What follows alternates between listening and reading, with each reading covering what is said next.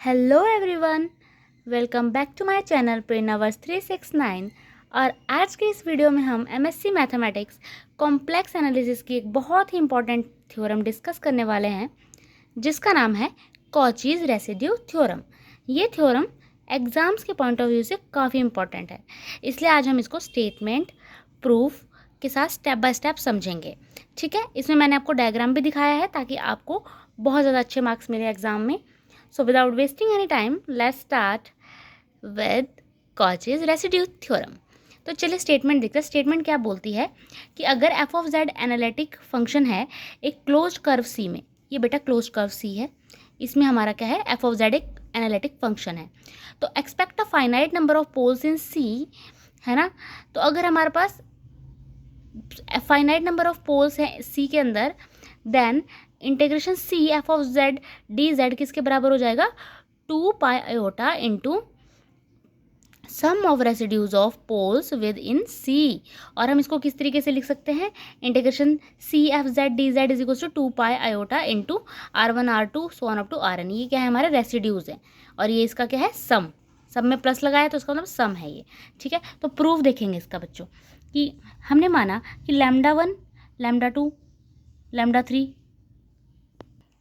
और lambda N be the circles with centre at Z1 Z2 Zn respectively. Sorry बेटा, इसको हम क्या प्रोनाउंस करेंगे, गामा। ठीक है, gamma 1 gamma 2 gamma 3 so on up to gamma n। ये देखिए यहाँ पर ये हमारे क्या हैं, सर्कल्स हैं। ये हमारा गामा 1 है, ये गामा 2 है, गामा 3 है, गामा 4 गामा 5। अब इसके अंदर जो हमारे सर्कल्स के जो सेंटर हैं वो क्या है, Z1 Z2 Z3 Z4 Z5। ठीक है, ये हमारा सी के अंदर है, ये हमारी क्लोज्ड कर्व सी के अंदर ही हमारे पास सर्कल्स हैं, और सर्कल्स के अंदर हमारे उनके सेंटर्स हैं। ठीक है, विद इन क्लोज कर्व सी, यही लिखा है इसने। एंड डू नॉट ओवरलैप, ये एक दूसरे के ऊपर नहीं चढ़े हुए हैं, ये अलग अलग हैं सारे। ठीक है, हैंस बाय कॉची थ्योरम, तो कॉची थ्योरम क्या बोलती है कि we have integration C F of Z D Z is equals to summation gamma is equals to 1 to n integration gamma gamma F of Z D Z किसके बराबर होगा, 0 के। ठीक है, अब इसको क्या करेंगे, गामा गामा का मतलब क्या होगा बेटा, कि अब इसका हम पूरा इसका प्रोग्रेशन लेंगे। ठीक है, इसको पूरे सीक्वेंस में की तरह लेंगे। ठीक है, तो integration C F of Z D Z किसके बराबर हो गया, integration gamma 1 F of Z D Z और plus integration gamma 2 F Z D Z plus so on up to integration gamma N F Z D Z is equals to 0। और इसको क्या करेंगे बच्चों, हम इक्वेशन 1 ले लेंगे ध्यान से।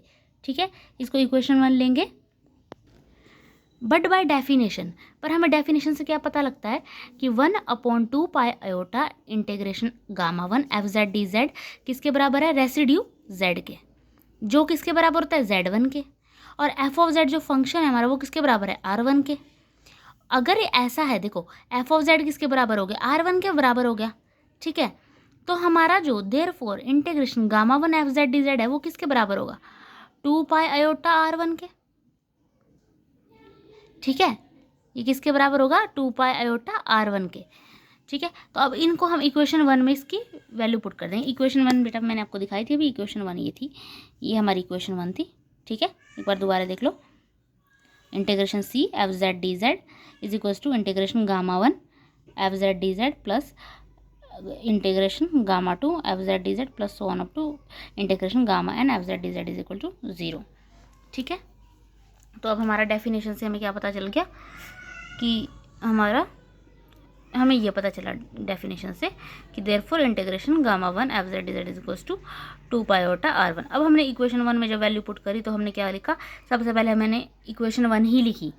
मैंने यहाँ इसलिए लिखी ताकि आपको समझ आ जाए कि integration C F Z D Z is equals to integration R1 F of Z D Z plus integration R2 F of Z D Z plus so on up to integration gamma N F Z D Z is equals to 0। ठीक है, अब इसमें हमने values put करी, देखो यहाँ पे gamma 1 ये था R1। ठीक है, अगर गामा 2 के लिए लेंगे तो क्या होगा, R2। तो ऐसे करके हमने यहाँ पे वैल्यूज पुट करी। ठीक है, कि इसकी वैल्यू क्या है, 2 pi iota R1 plus 2 pi iota R2 plus so on up to 2 pi iota Rn। ठीक है, अब 2 पाई आयोटा को हमने इन सारी टर्म्स से कॉमन ले लिया, तो ये क्या हो गया, R1 plus R2 plus R3 plus so on up to Rn। ठीक है। तो अब आर को क्या ले लेंगे, आर का तो हमारा सम हो रहा है सबका, ठीक है, रेसिड्यूज का तो सम हो रहा है हमारे पास सारे पोल्स का, तो हम क्या इसको लिख सकते हैं, इसको समेशन आर लिख सकते हैं हम, ठीक है। तो इसका मतलब क्या, integration C F Z D Z किसके बराबर होगा, 2 pi iota integration summation R, ठीक है, integration C F Z D Z is equals to 2 pi iota summation R. और हमें क्या चाहिए कि which implies integration C F Z D Z is equals to 2 pi iota summation R, यही तो हमें चाहिए था, ये तो प्रूव हो गया यहाँ पर, हैंस प्रूव्ड। यही चाहिए था ना बच्चों हमें कि sum of the residues of poles multiply 2 pi iota किसके बराबर हो जाएगा, integration C F Z D Z के। यही तो हमारी कॉची रेसिड्यू थ्योरम थी। इसको बहुत ध्यान से करना है, और जब इसका कोई क्वेश्चन आएगा कॉची रेसिड्यू थ्योरम का, तो सबसे पहले आपने ये थ्योरम लिखनी है, या फिर आपने स्टेटमेंट को लिखना है, आपने इस डायग्राम को बनाना है।